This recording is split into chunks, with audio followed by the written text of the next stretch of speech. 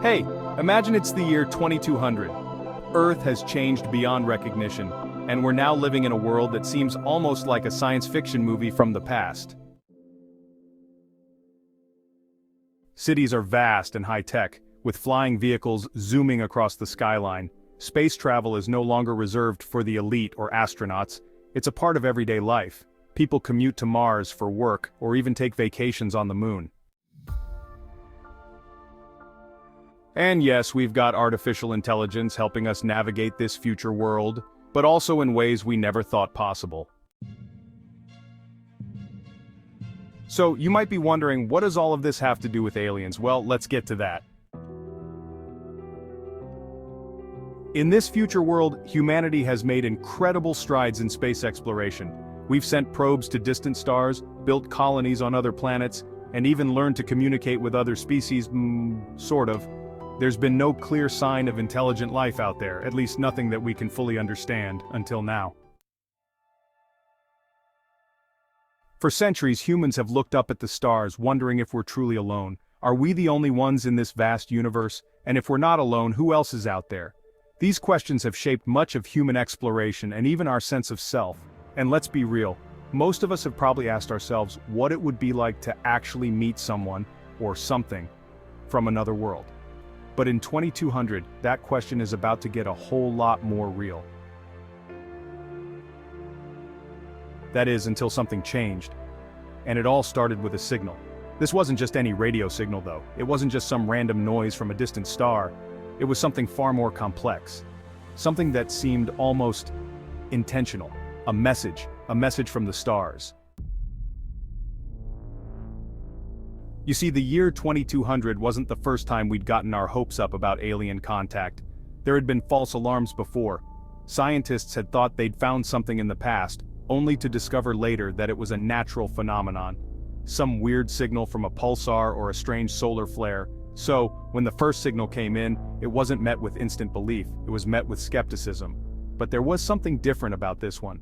At first, it seemed like just another anomaly. But the more they looked at it, the more they realized. This wasn't random. It was structured, patterned. It wasn't a jumble of signals, it was a communication. And it was coming from light years away. So, as you can imagine, once it was confirmed, people started talking. Actually, they started shouting. This was huge. The search for extraterrestrial life was no longer a theoretical pursuit. It was a reality. We were about to hear from the stars, and humanity was ready to listen. But there was one major problem. We had no idea what the message actually meant. We could hear it, we could see the patterns, but what did it say? What were they trying to tell us? And more importantly, who were they? For the first time, humanity faced the overwhelming reality that we were about to have contact with an entirely different form of intelligence, something we couldn't begin to understand. The questions, the excitement, and the fear all hit at once. And this wasn't just an event for the scientists and government officials who had been tracking the signal. This was something for everyone. The whole world was now on the edge of its seat, waiting for the next step. But before we dive into what happens next, before the message is decoded and first contact officially takes place, let's talk a bit more about what it actually meant for humanity to get this message. You see, this wasn't just an alien greeting. It wasn't a hello from another world, in the way we might imagine. This was something more profound. It was the beginning of a new era in human history, one that would shape everything we knew about life, the universe, and our place in it. Alright, so we know that the year 2200 is a huge turning point, but how did we get here? How did we go from sitting in front of our TV screens dreaming about aliens to actually receiving a message from the stars? Well, the story goes way back. Let's rewind to the 20th century. Back then, space exploration was still in its infancy. The idea of aliens was mostly confined to the pages of science fiction novels or the scenes of blockbuster movies. But that didn't stop humans from trying to reach beyond our planet. In fact, the 20th century saw some of humanity's biggest leaps forward, the first space mission, landing on the moon, and the early efforts to find life beyond Earth. In the 1960s, scientists set up the Search for Extraterrestrial Intelligence, or SETI. These were the first real efforts to listen for alien signals. People used big radio telescopes to scan the skies, hoping to catch a whisper from another civilization. At first, there wasn't much. A few weird signals here and there, but nothing concrete. Just static. But that didn't stop the dreamers.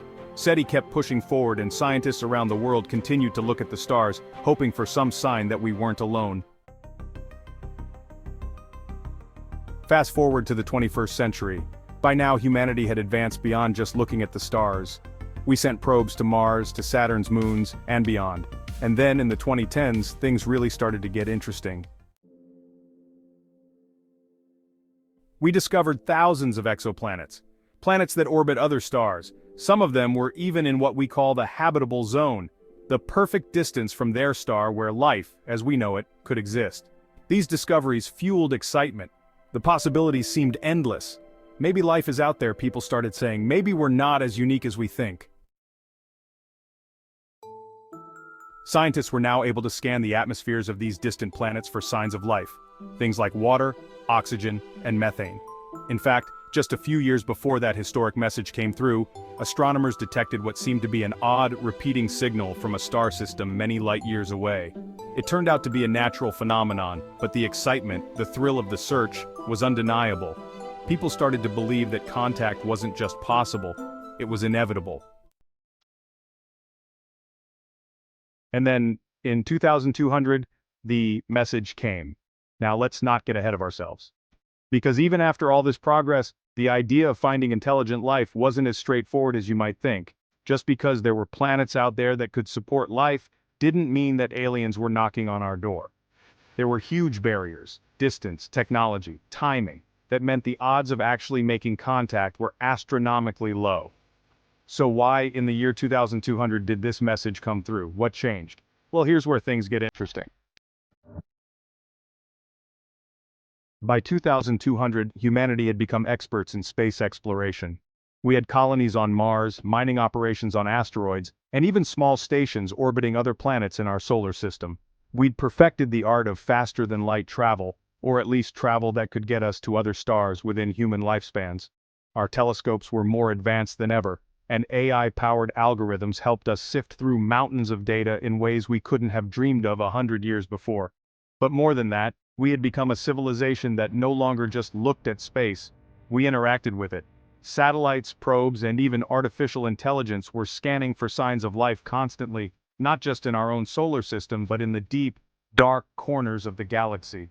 Our technology allowed us to send signals deeper into space, far beyond anything we'd done in the past. And in this new age, our curiosity wasn't just about finding alien life, it was about preparing for the possibility of contact.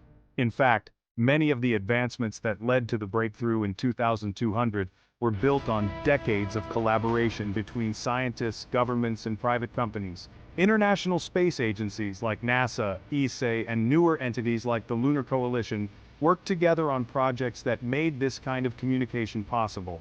We developed high-powered transmitters capable of sending messages across vast distances while at the same time creating ways to decode signals that might one day come from other civilizations.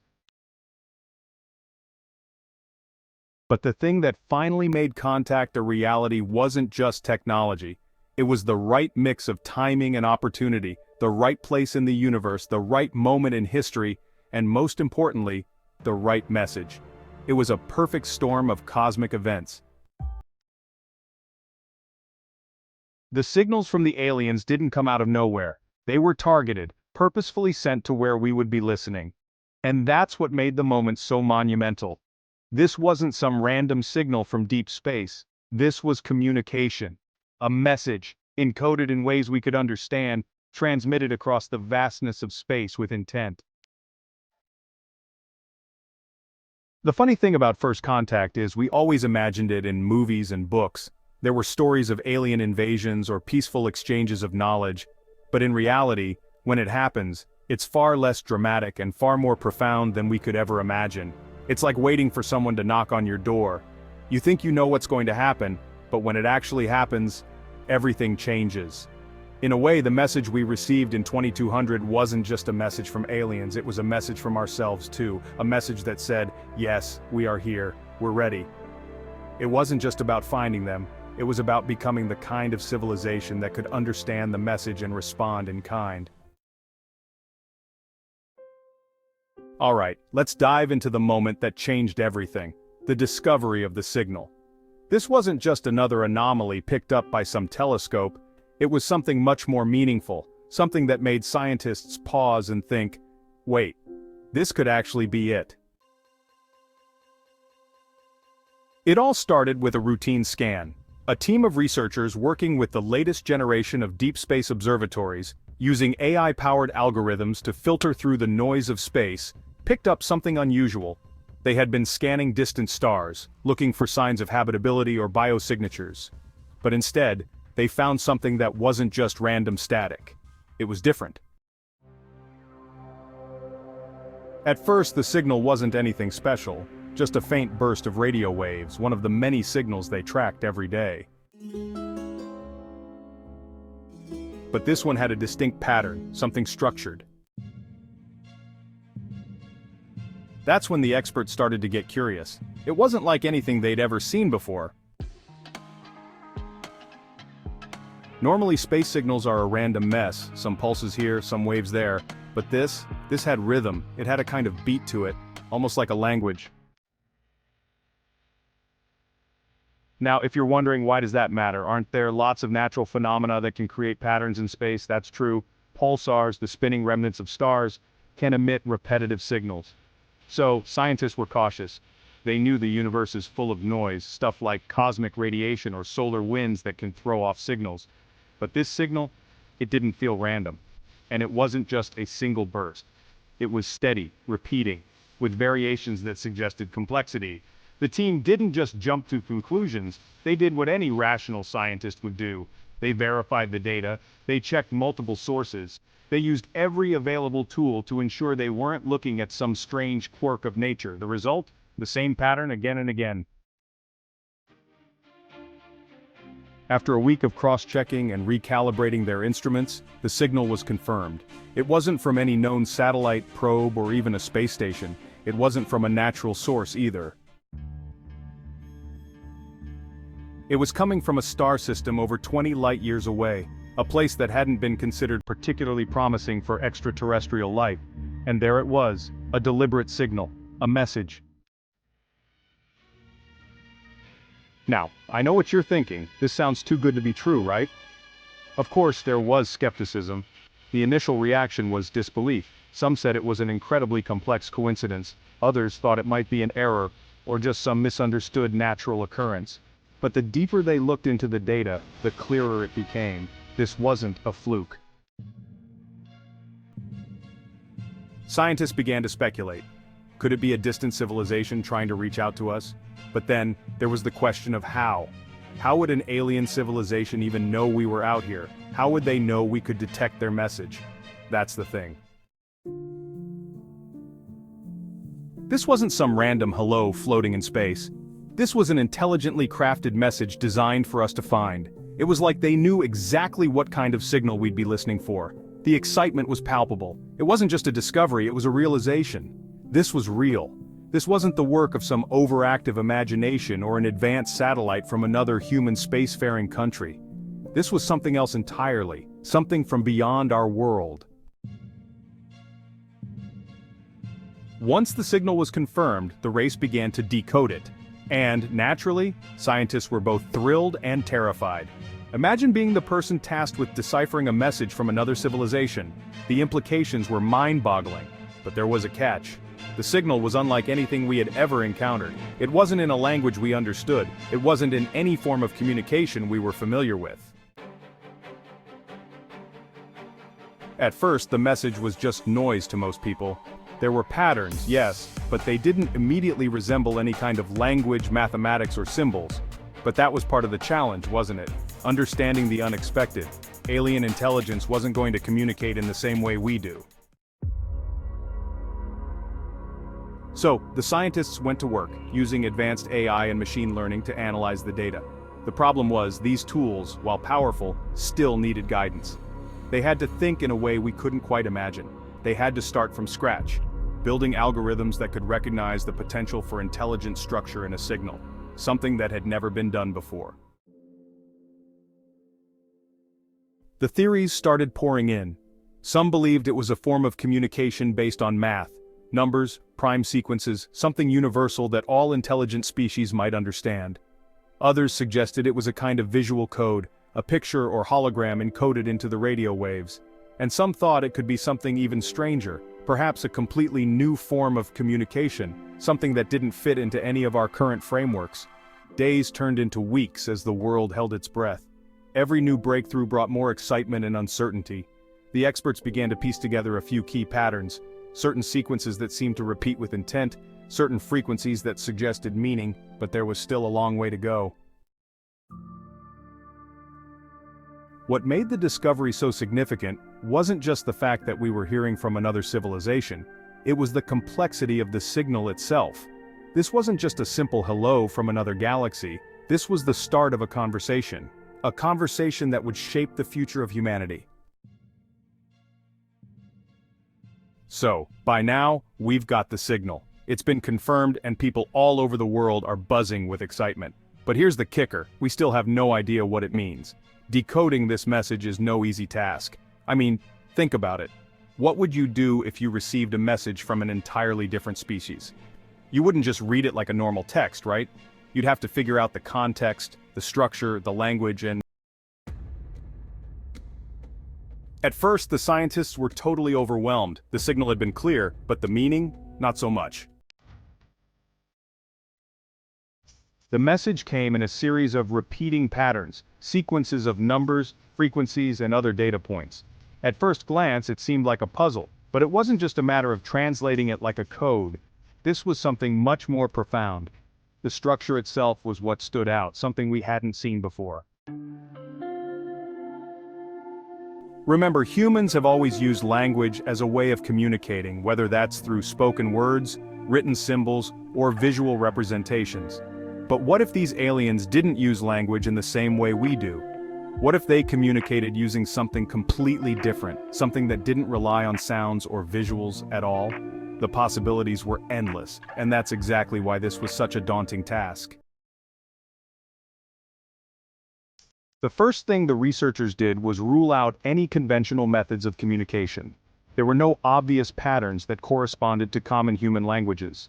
There were no recognizable words, no obvious mathematical formulas like prime numbers or Fibonacci sequences which had been popular theories.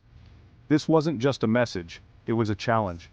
It was like trying to understand a language that hadn't been invented yet, using tools and knowledge that didn't exist.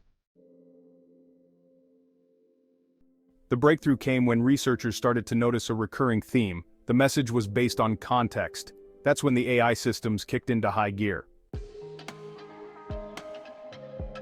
The signal wasn't a string of random numbers, it was a sequence of context-driven data points.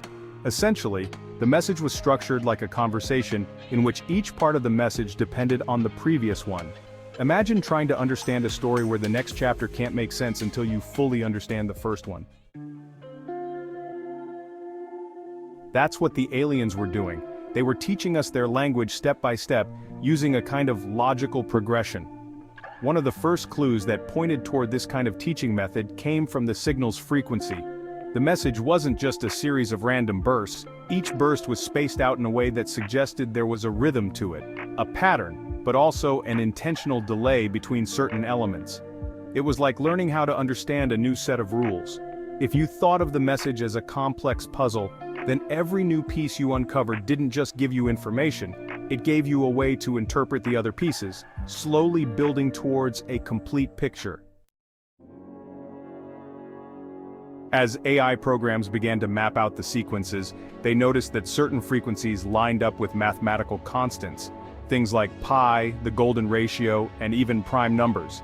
These are numbers that have a universal presence in nature, mathematics, and even physics. It was almost as if the aliens were using something familiar to us to help bridge the gap. This was huge. These constants weren't just coincidences, they were a way to show us that they were using a universal language. It was like the aliens were saying, "We know you understand this, now let's move to the next level." But as exciting as this was, it also raised a massive question. What else was in the message? What did these sequences mean?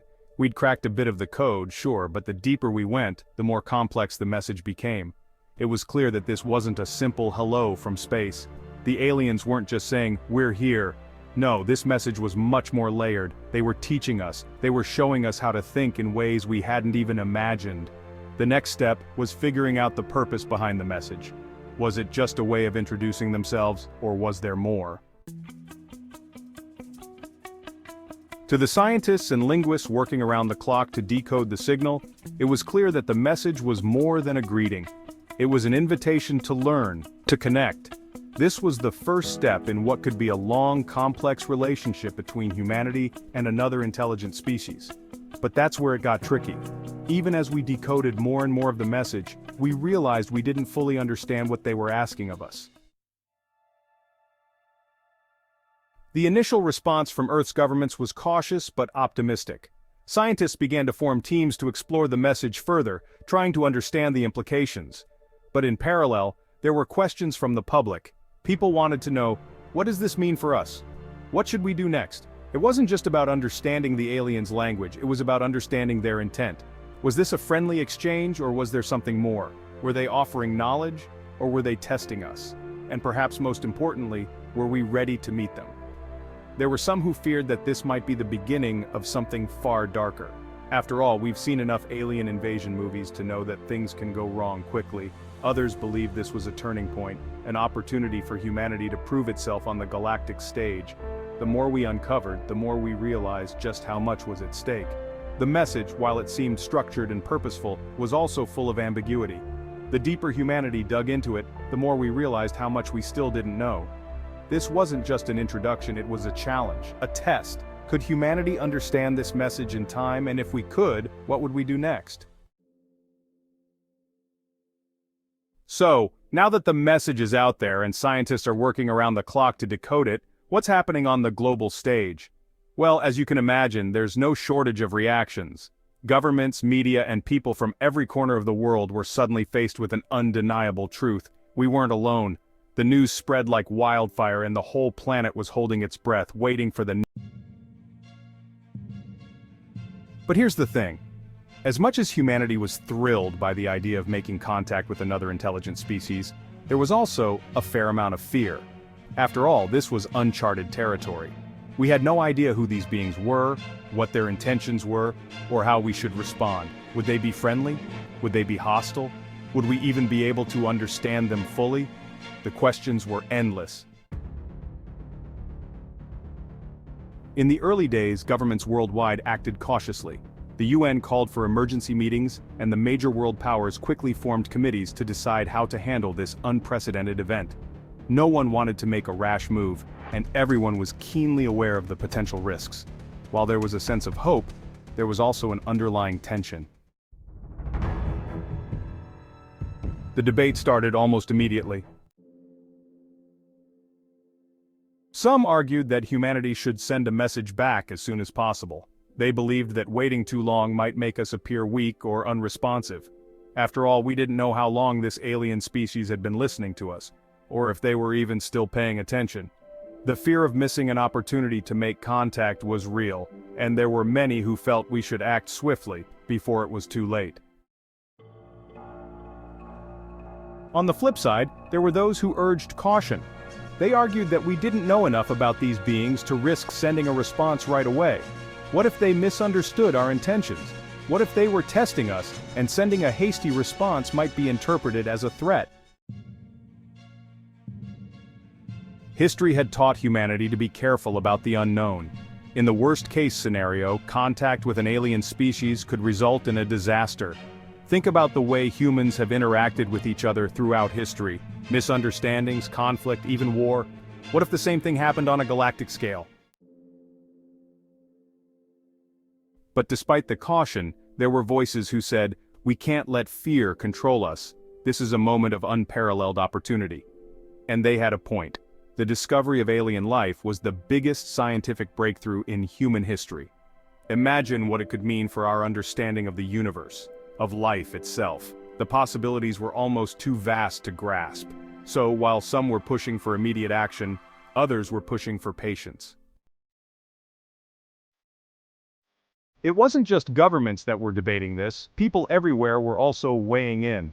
On social media, in the streets, and in online forums, you could find heated discussions about what humanity should do next. There were conspiracy theories, speculations, and wild theories about the aliens' motives. Some believed they were here to help us, to guide us into a new era of enlightenment and technology. Others feared they were here to conquer, to use us for resources or worse. And amidst all this uncertainty, a few voices started advocating for a more cautious scientific approach. These voices argued that, above all, we needed to gather more data before we made any decisions. Sure, we'd heard the signal, but what did it really mean? How could we be sure this wasn't some kind of elaborate hoax or misunderstanding? Scientists insisted that more time was needed to fully decode the message and understand its context. After all, we were dealing with an intelligence that might not even think like us, let alone communicate in ways we understood. The tension was palpable. On the one hand, humanity had waited for this moment for centuries. We had dreamed of contact with alien life, and now it was happening. On the other hand, the weight of the unknown was terrifying. Every decision could have huge consequences, not just for the people alive in the year 2200, but for future generations. But as the weeks passed, something incredible happened. The international debate, rather than creating division, started to unite humanity in ways that no one had ever anticipated. For the first time in history, people from all over the world were coming together over a common purpose. The message from the aliens had ignited a spark of cooperation, of curiosity, and of collective hope. Despite the uncertainty, humanity began to realize that, perhaps for the first time, we were truly connected, not just to each other, but to something much bigger. It's not like there were no challenges in coordinating a global response. Nations had different priorities, different political landscapes, and different ideas about what should come next. But for all the disagreements, there was a shared sense of wonder, a recognition that this was a moment that transcended borders. The conversation about the aliens wasn't just happening in laboratories or government offices, it was happening everywhere. Schools, universities, and even businesses started holding discussions about what this could mean for the future. The topic of alien contact became the global conversation. And here's the thing, this wasn't just a scientific or political event, it was a cultural event. For decades, alien life had been the stuff of science fiction. We'd seen movies and read books about it, but now, it was real. People began to imagine a future where humans didn't just live on Earth, but had a place in a much larger cosmic community. And while the potential dangers were real, the hope that we could be a part of something greater gave people a sense of excitement and possibility they hadn't. So the world has been buzzing about the alien message. Scientists are working day and night to decode it, governments are meeting to figure out what to do, and the public is holding its breath. But what's next? How do we actually respond to this message? Well, it turns out that responding to an alien civilization isn't as simple as picking up the phone and calling them back. As the decoding efforts progressed, one thing became clear. There was no easy answer. We didn't even know if they were still out there, waiting for a reply.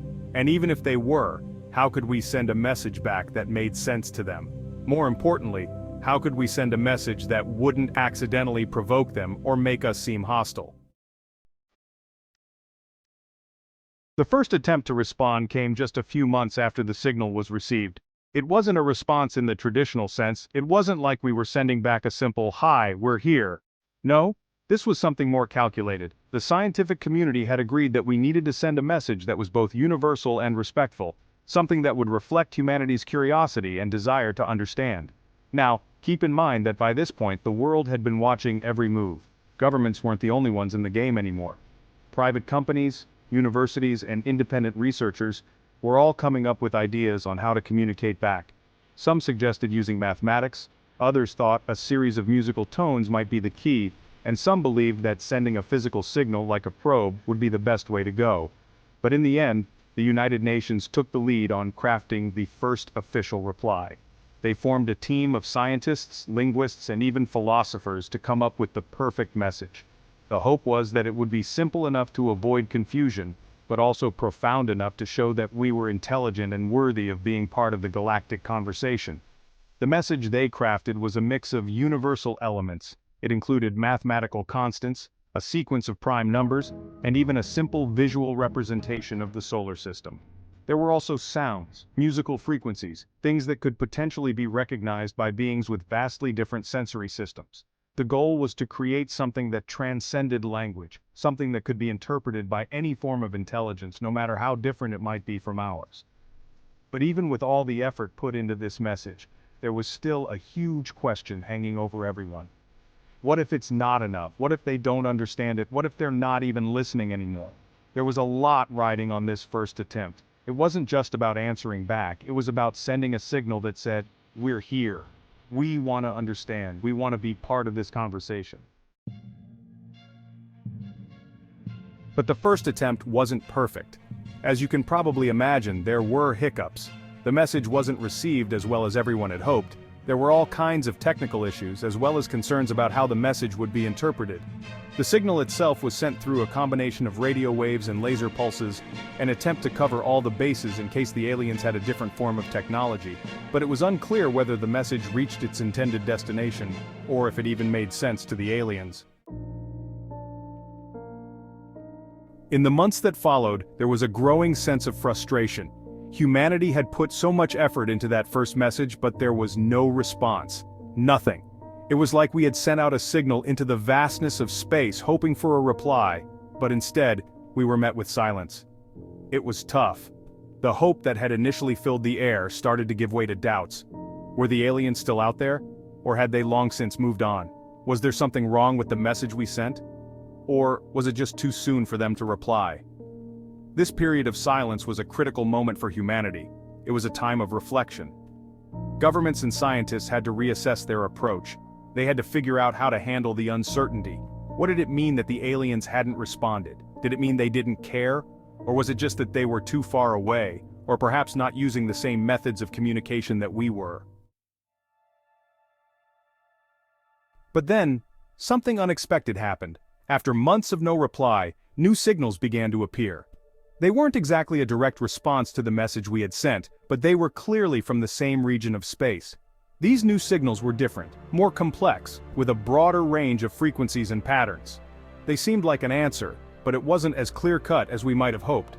At first, many people thought these new signals were a coincidence, maybe some cosmic event unrelated to the original message, but as they were analyzed, it became increasingly obvious. These signals were deliberate. They were sophisticated. They were the aliens' response. This was a huge turning point. After months of waiting, of uncertainty, humanity was finally getting something back. The question now was, what did these new signals mean? Were the aliens trying to communicate, or were they testing our response? Were they reaching out, or just watching? The excitement following the second round of signals was unlike anything humanity had ever experienced. This wasn't just a passive listening exercise anymore. The aliens, it seemed, were truly trying to communicate. These new signals were richer, more nuanced, something that suggested intelligence, purpose, and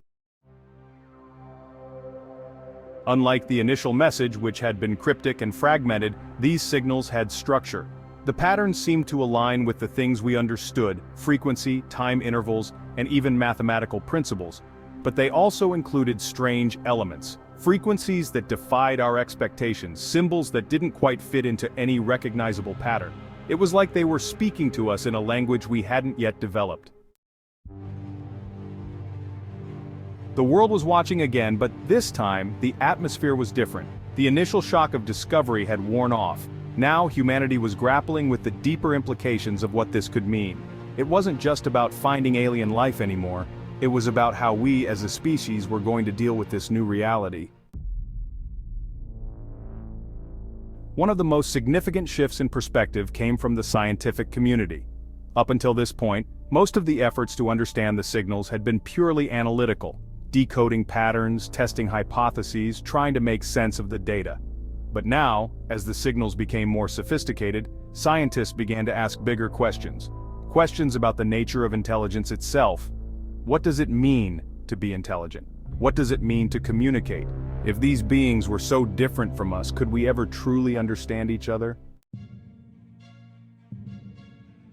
But beyond the scientists, it was clear that the public's response was changing too. At first, there had been a rush of excitement. People had wanted to be a part of this monumental moment in history.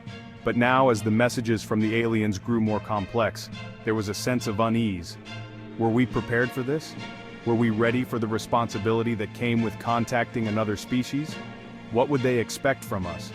What would we expect from them? There were new fears too. What if these signals were a form of warning? What if they were trying to tell us something that we weren't yet able to comprehend? What if the aliens weren't trying to make contact at all, but were simply observing us, testing our reactions? The possibilities were endless, and as we received more signals, the questions grew more pressing. It wasn't just fear of the unknown, it was the fear of how we would handle it.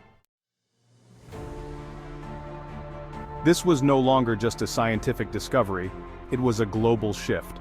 Humanity was facing a new chapter, one that was filled with unknowns, and one that would forever change our place in the universe. By now it's becoming clear that humanity is at a crossroads. The signals from the aliens have become more regular, more intricate, and more challenging to decode.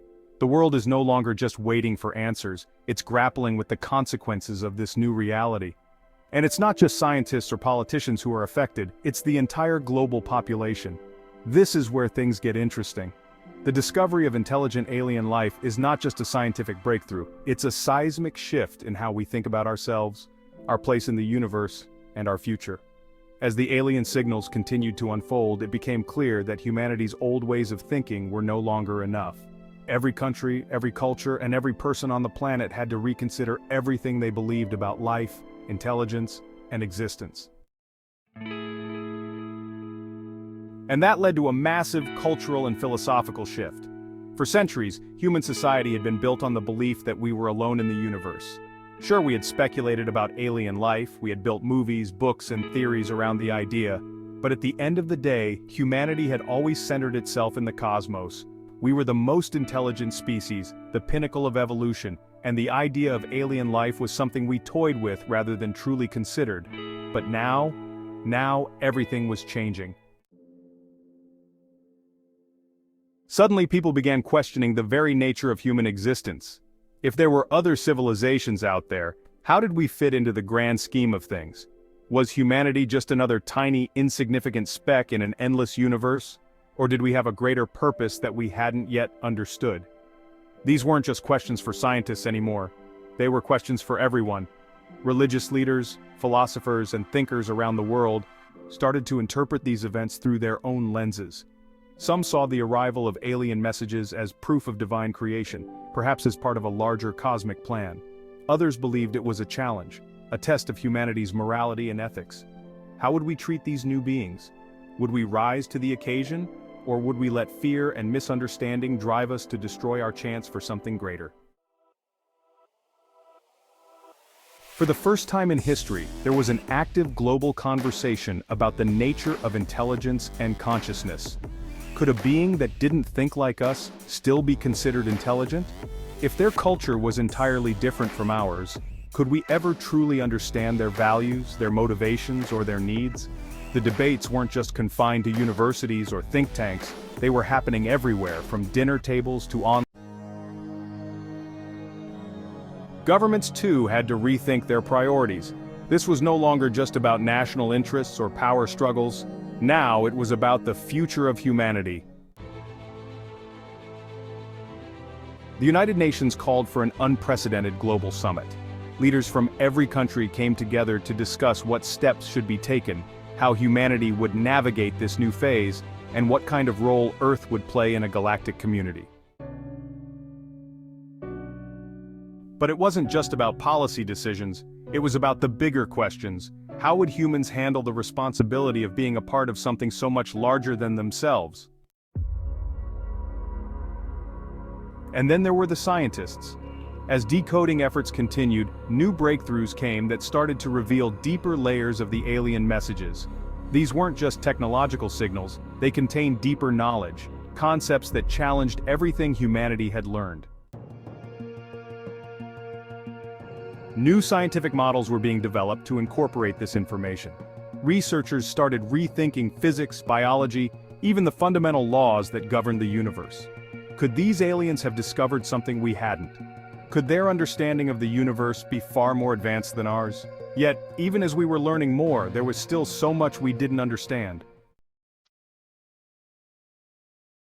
The aliens were presenting humanity with an opportunity to evolve, intellectually, technologically, and even morally.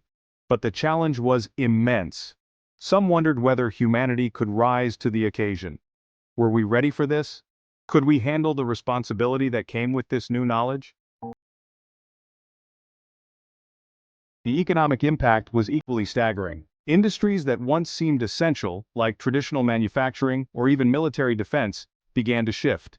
The focus was now on space exploration, technological innovation, and the development of new communication systems.